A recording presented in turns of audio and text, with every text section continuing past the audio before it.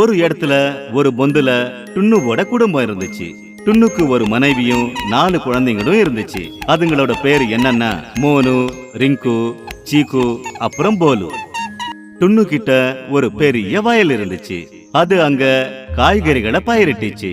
ஒரு நாள் டுன்னு வயலுக்கு வேலை செய்ய போகும்போது அப்போ முன்னு அதை தடுத்து என்ன சொல்லுச்சுன்னா, அப்பா அப்பா, நீங்க திரும்பி வரும்போது வயல்ல இருந்து எனக்கு ஒரு கேரட் கொண்டு வரீங்களா?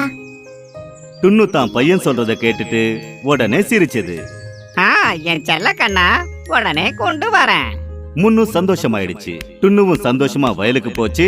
அப்புறம் தன்னோட பையனுக்காக அது நிறைய சுவையான கேரட் கொண்டு வந்துச்சு. முன்னு சந்தோஷப்பட்டதை பார்த்துட்டு அதோட தம்பிங்க ரிங்கு அப்புறம் சீக்கு மறுநாள் அதுங்க அப்பா கிட்ட போய் என்ன சொல்லுச்சுன்னா, அப்பா அப்பா, வீட்டுக்கு வரும்போது எங்களுக்காக 4 முள்ளங்கிகளை எடுத்துட்டு வர முடியுமா?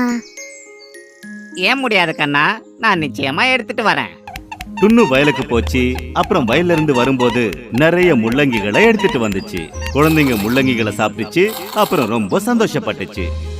பாவம் போலு அவங்க அப்பா கிட்ட ஏதாவது கேட்கறதுக்கு அதுக்கு தைரியமே வரல. ஏன்னா அது அவங்க அப்பாவை பார்த்து ரொம்ப பயப்படும். பாவம், அது ஒரு அப்பாவி. அதோட நடவடிக்கையும் அப்பாவித்தனமா இருக்கும். அது மனசால அது ஒரு அப்பாவி. அதனால அதோட அப்பாவித்தனத்தால மனசுல இருக்கிறத எப்பவுமே வெளியே சொல்லாது. எனக்கு தக்காளி சாப்பிடணும்னு ரொம்ப ஆசையா இருக்கு. என்னோட சகோதரர்கள் எல்லாம் அப்பா கிட்ட ஏதாவது ஒண்ணு கேட்டு வாங்கிக்கிறாங்க. ஒருவேளை நானும் அப்பா கிட்ட ஏதாவது கேட்டா அவரு திட்ட கூட செய்வார் இல்லையா? எனக்கு திட்டு வாங்குறது பிடிக்கல. ஒருவேளை அப்பாவுக்கு கோபம் வந்துருச்சுன்னா? போலு இந்த மாதிரி பேசுறத டுன்னு கேட்டுட்டான். மறுநாள் வயல்ல இருந்து நிறைய காய்கறிகள், நிறைய பழங்கள், அது மட்டும் இல்லாம நிறைய தக்காளிங்க அதுவும் போலுக்காக ஸ்பெஷலா கொண்டு வந்துச்சு. இந்தாப்பா கண்ணா, நான் உனக்காக தான் காய்கறி, இவ்வளோ பழங்கள், இது எல்லாமே உனக்காக மட்டும்தான் நான் கொண்டு வந்திருக்கேன். நீயும் சாப்பிடு, உன் தம்பி தங்கைக்கும் கொடு. அத பார்த்துட்டு போலு ரொம்ப சந்தோஷப்பட்டான். நான் மனசுல நினைச்சது உங்களுக்கு எப்படி தெரியும்? நான் உன்னோட அப்பா. போலுவும் அவங்க அப்பாவை கட்டி அணைச்சுக்கிட்டான். அப்புறம் பழங்கள், காய்கறிகளை ரொம்ப சந்தோஷமா சாப்பிட்டான். மீரா ஒரு காய்கறி விக்கிறவங்க. அவங்க தன்னோட பொண்ணு கூட கிசான்பூருங்கிற கிராமத்துல இருந்தாங்க. கொஞ்ச நாளைக்கு முன்னாடி தான் அவங்களோட புருஷன் இறந்துட்டாரு. வீட்டோட சுமை அப்புறம் தன்னோட பொண்ணை வளர்க்கறது எல்லாமே மீரா மேலேயே விழுந்துருச்சு. ஒரு நாள் மீரா காய்கறிய வித்துக்கிட்டு கிராமத்துல போய்கிட்டு இருந்தா. அப்பதான் அவங்க அடிப்பட்ட ஒரு முயலை பார்த்தாங்க. காய்கறி வாங்குங்க, காய்கறி ரொம்ப சுத்தமான விதவிதமான காய்கறி, சிகப்பு தக்காளி, பச்சை கத்திரிக்காய், சுத்தமான காய்கறிய வாங்கிக்கங்க. அட, என்னது இது?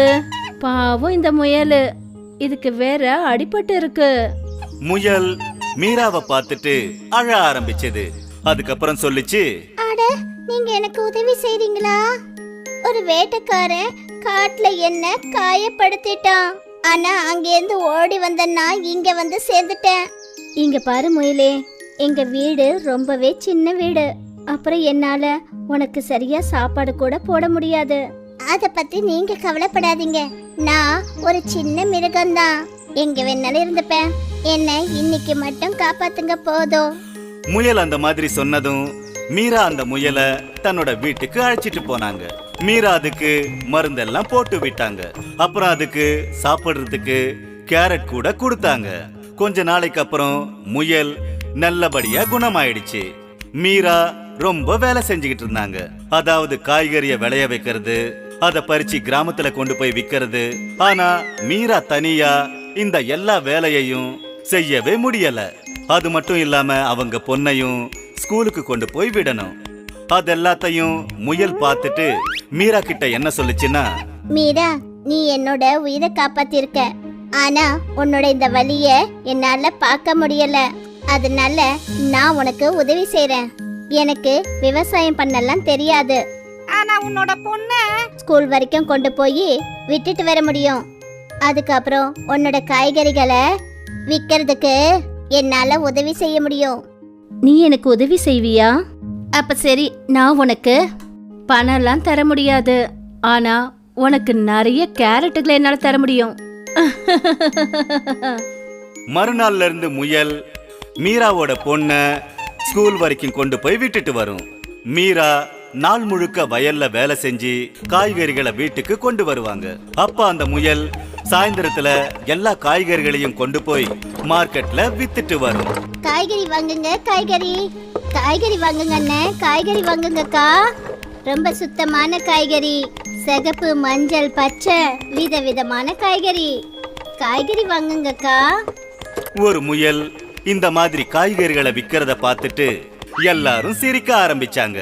ஆனா எல்லாரும் வந்து அது கிட்ட தான் காய்கறி வாங்கினாங்க.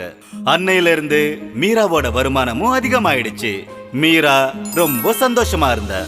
இன்னொரு பக்கம் மீரா குழந்தையோட படிப்பு கூட நல்லபடியா போச்சு. தினமும் இந்த மாதிரி முயல் போய் ஜனங்க கிட்ட சிரிச்சு பேசி காய்கறிகளை வித்துட்டு வரும். அப்புறம் சும்மா இருக்கிற நேரத்துல அது நிம்மதியா உட்காந்து கேரட்டை சாப்பிடும். இது போல மீராவோட முயல் காய்கறி விக்கிற முயலுங்கிற பேர்ல ரொம்ப ஃபேமஸ் ஆயிடுச்சு.